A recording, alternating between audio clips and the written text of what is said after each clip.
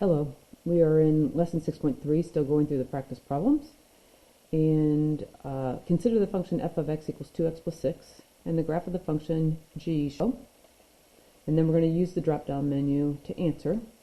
But what I can recommend is that you use desmos.com. If you're not familiar with that, maybe you want to set up a meeting with me just to go through that a little bit. But desmos.com is something I'm going to use on this particular problem. But before we actually go and solve this, I'm going to move my iPad for a second and look at the same line. I drew it in on my graph paper here just so that we could see this, and go back to something that we used in the previous unit. Or what we want to know is, or what can help us, is can we come up with the equation of this line? And then put it in slope form so that we can compare the two lines on Desmos. And when we do that, and our slope, starting here, we're going to go up 1, 2, 3, 4. We went up 4.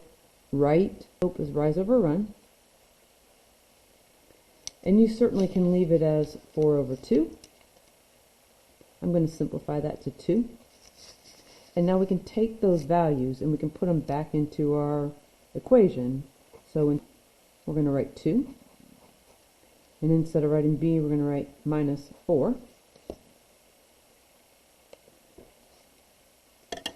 And now what I just did is I pulled up Desmos, and I already have the equation y equals 2x plus 6 in Desmos.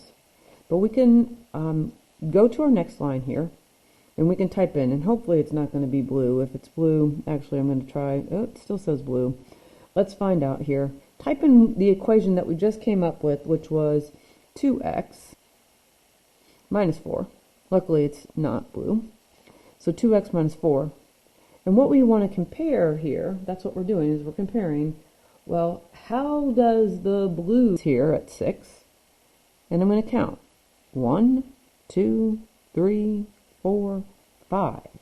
We went 5 spaces to the right. 1, 2, 3, 4, 5.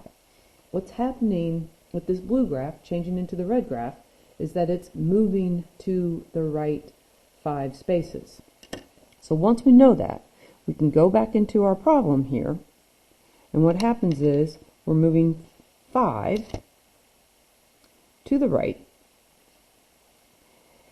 and then what we want to write the function here, and we've got these 6 options, and we can narrow it down to the only 2 answers that have 5s in them.